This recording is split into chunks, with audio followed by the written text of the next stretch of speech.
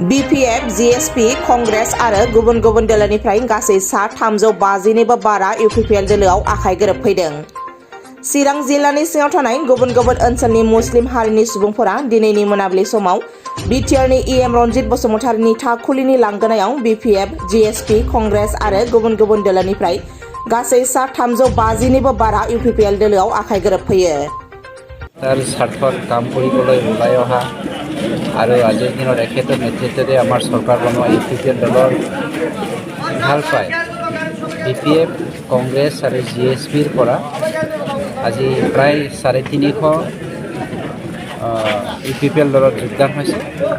ইয়াৰ main উদ্দেশ্যটোৱে হ'ল যোৱা দিনবোৰত যি চৰকাৰে নহওক কিয় আমাৰ BTC অঞ্চলৰ উন্নতিৰ কাৰণে কাম কৰা নাছিল, আমাৰ BTC অঞ্চলৰ শান্তিৰ কাৰণে কাম কৰা নাছিল, আমাৰ BTC অঞ্চলৰ সকলো জাতি জনগোষ্ঠীক ডিভাইডেড হাউচত ৰাখি পেলাই ডিভাইড এণ্ড ৰুল কৰিছিল, যাৰ ফলত সমন্বয় বিচাৰি আমি সকলোৱে হাপাথুৰি খাই আছিলোঁ। আমাৰ এজন নেতৃত্বৰ প্ৰয়োজন আছিল, যি নেতৃত্বটো কোনো তাহানি দিয়া নাছিল, কিন্তু সন্মানীয় প্ৰমোদ বড়ো ডাঙৰীয়াই নিস্বাৰ্থভাৱে আজি সমাজখনৰ কাম কৰিবলৈ, শান্তি প্ৰতিষ্ঠা কৰিবলৈ, সমন্বয় কৰিবলৈ আৰু উন্নতিৰ ছাত্ৰৰ প্ৰগতিৰ ছাত্ৰৰ সকলো জাতি জনগোষ্ঠীৰ সম অধিকাৰ, সম উন্নয়ন, সম বিকাশৰ কাৰণে কাম কৰিবলৈ ওলাই আহিছে। তাকেই ভাল পাই ছাপৰ্ট কৰি পেলাই সকলো জাতি জনগোষ্ঠীৰ পৰা আজিৰ দিনত যদি আমি পাৰ্চেণ্ট হিচাপে হেৰি কৰোঁ 60% UPPL দলৰ ছাপৰ্টাৰ আজি আমাৰ BTC অঞ্চলত আছে। তাৰে ভিতৰত ছেকেণ্ড লাৰ্জেষ্ট কমিউনিটি ইছলাম ভাইসকলে আজি UPPL দলক 60ৰ পৰা 80% ছাপৰ্ট কৰিছে। গতিকে এইটো আমাৰ খুব পজিটিভ চাইড। আমি যি মন্ত্ৰৰে এই বিটিআৰ চৰকাৰটো গঢ়িছিলোঁ, সেই মন্ত্ৰৰে পৃথিৱী জীয়াই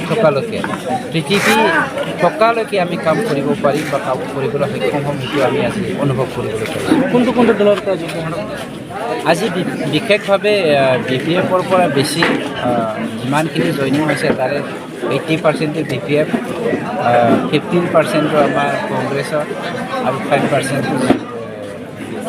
GSPৰ হয়। 350 জন আজি জইনিং UPPL দলত। কণ্টেষ্ট কাৰ লগত হ'ব? আমাৰ কোকৰাঝাৰ লোকসভা সমষ্টিত প্ৰটেষ্টৰ কথাই আমি চিন্তা কৰা নাই আৰু তেনেকৈ আমাৰ এগেইনষ্টত কাম কৰিব পৰা বা আমাৰ দলৰ মেম্বাৰৰ এগেইনষ্টত, কেণ্ডিডেটৰ এগেইনষ্টত থিয় দিব পৰা ব্যক্তি আমি কাউন্সিলত বৰ্তমানলৈকে দেখা নাই। আজিৰ দিনত হীৰাচৰণীয়া ডাঙৰীয়াৰ নেতৃত্বত যিখিনি অনাবৰজ পলিটিকেল পাৰ্টিৰ সৃষ্টি হৈছিল, তেওঁৰ চৌকাটো আজি ধুমাই নোলোৱা হৈ গৈছে। হাগ্ৰামাৰ যি উদ্দেশ্যেৰে BTCত ডিভাইড এণ্ড ৰুল কৰিছিলে, সকলো জাতি জনগোষ্ঠীক ভিন ভিন কৰি পেলাই আমাক চেদিলি বিদিলি কৰিছিলে, অশান্তি সৃষ্টি তেওঁৰ দিনত হৈছিলে, যাৰ ফলত আজি BPFটো BTCত ইতিহাস হৈ গৈছে। ইয়াত আৰু ক'বলগীয়া একো নাই। আমাৰ এতিয়া UPPL দলে য'ত নেকি অহাবাৰ আমাৰে চৰকাৰ হ'ব, আমাৰ NDAৰে চৰকাৰ হ'ব, গতিকে আমাৰ মেম্বাৰৰ দ্বাৰাই BTCত কেনেকৈ আমি গভৰ্ণমেণ্ট অফ ইণ্ডিয়াৰ পৰা আঁচনি আনিব পাৰিম উন্নতিৰ কাৰণে, আমাৰ উঠি অহা যুৱ চামৰ কাৰণে আমি কেনেকৈ আগবঢ়াই নিব পাৰিম, সেইবোৰহে আমি পৰিকল্পনা কৰিছোঁ। জিকা হাৰাৰ আমাৰ এতিয়া পৰিকল্পনা নাই, আমি অলৰেডি জিকি আছোঁ। হাগ্ৰামা মহিলাৰ এই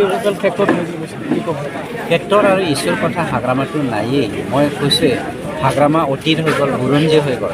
হাগ্ৰামাৰ 17 বছৰে BPFৰ লিডাৰ আছিল, শাসন কৰিছিল। এইবুলি আমাৰ ভাৰতৰ বুৰঞ্জীত, অসমৰ বুৰঞ্জীত, BTCৰ বুৰঞ্জী থাকিব আৰু নতুনকৈ কিবা হাগ্ৰামা যে আহিব সেইটো অনুভৱ কৰিব নোৱাৰি আজিকালি। ধন্যবাদ।